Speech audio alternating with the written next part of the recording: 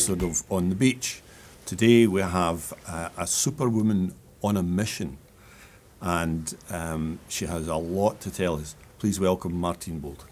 Good morning, Bill. How are you? I'm great. What a wonderful day, Bill. Yeah, fantastic. yeah. Bit of sunshine. And thank you for making the effort to come all this way. Thank you for inviting me in. Martine, you're. I mentioned Superwoman there. Yes. I know I saw you one day in a Superwoman outfit. This might be true. And I thought, what's that about then? Okay, so I have been known occasionally to dress up in full superhero costume, in the interest of visibility and all that kind of stuff. So the reason that came about was I came across a model one day, so earlier on in this year, and it was really a model. I think it was called the Pi model, and it was 3 circles, so a small circle, medium-sized circle, and a big circle, and they had percentages in. Sounds like the Olympics or something. A little bit like that, yeah. But with 3 rather than 5. Yeah. So the little circle had 10% written inside it. The medium-sized one had 30%, and the other one had 60%. So I'm just checking that I've got my maths right there. I think that's right. So what it stood for is 10% performance, 30% image, and 60% exposure or visibility. And the model was demonstrating kind of success in business. So I believe the research of this model came from corporate America, and it was kind of really what it takes to be successful in a corporate setting over there. So 10% of your success is down to your performance, which horrified me straight away. I thought, really, only 10%? Yeah. You know, and then 30% reportedly is down to image and what you look like and whether you look the part. And then 60%, sad but true, yeah. 60% was, you know, how visible you are and how much exposure you get. So being somewhere on that slightly introverted end of the spectrum, it kind of really, this model really kind of poked me and said, look, if you want to be a success in business, if you want to have this business which does a lot of good out there in the world, if you want to sell a lot of books and help a lot of people, then you're going to have to come out from behind your rock and be visible and let the world see who you really are. So you're really Superwoman. So I'm kind of, I have, like all human beings, I have superpowers. Okay. And the book that I'm writing is called, working title is Your Thinking is Your Superpower. So at this stage, I'm not yet 100% certain that it's going to stay with that title. But the idea is essentially that, you know, our thinking creates our reality and our experiences.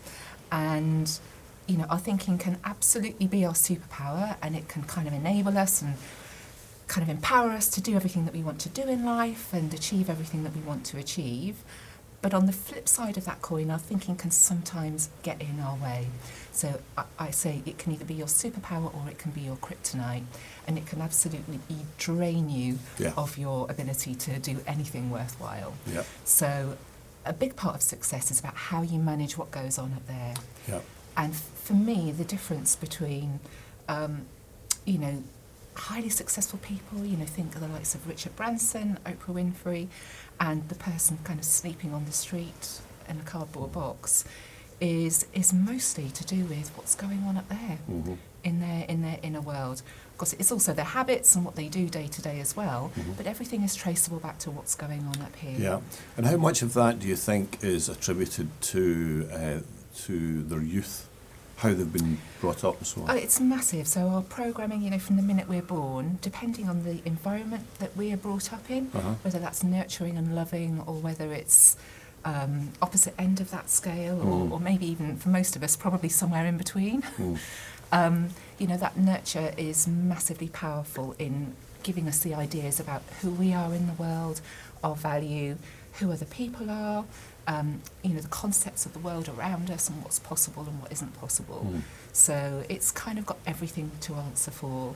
And, you know, I think probably we're all born with, you know, different skills and talents, but we're all born with the potential to do great things. And I think every human being has got something within them which is which is talent and genius and all of that stuff.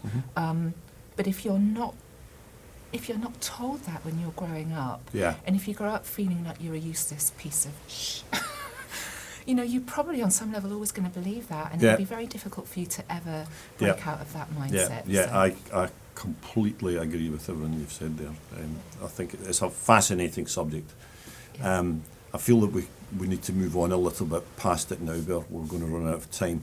But it is a wonderful and interesting subject. Now, you mentioned business there. Yes. What do you actually do, shall we say, for a living? Okay. What earns the crust? So, Martine Bolton, my business is Sunshine Corporate and Personal Development. Very fitting given our current location on the beach. And what I do is I work with businesses and I work with individuals. So it's largely about helping people and businesses to achieve their goals, transform the results they're getting, and just generally become happier, healthier, more successful and more prosperous.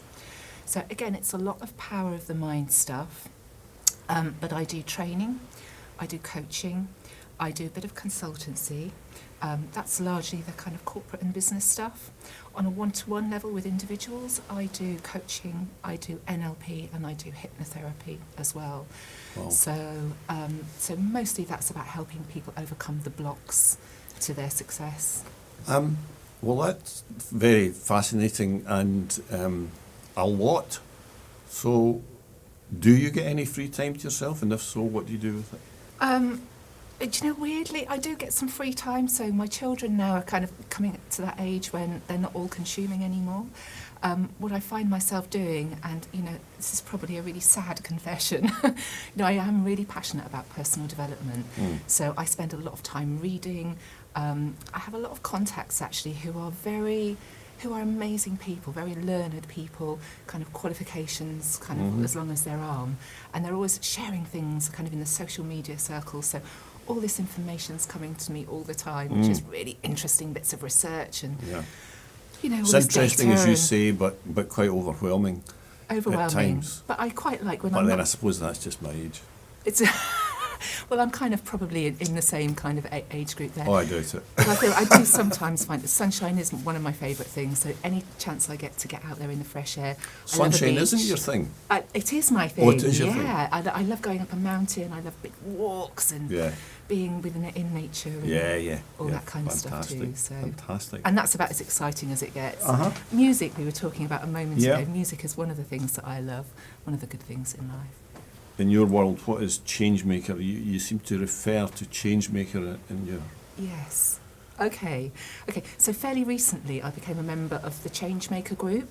Right. So the Changemakers are, it's kind of a collaborative group of consultants. So people who've worked in organisational development or learning and development, or change specialists who kind of come together. So collectively we have a mission to create 1 million change makers, and we kind of identified, you know, quite early on that 1 million is probably not dreaming big enough.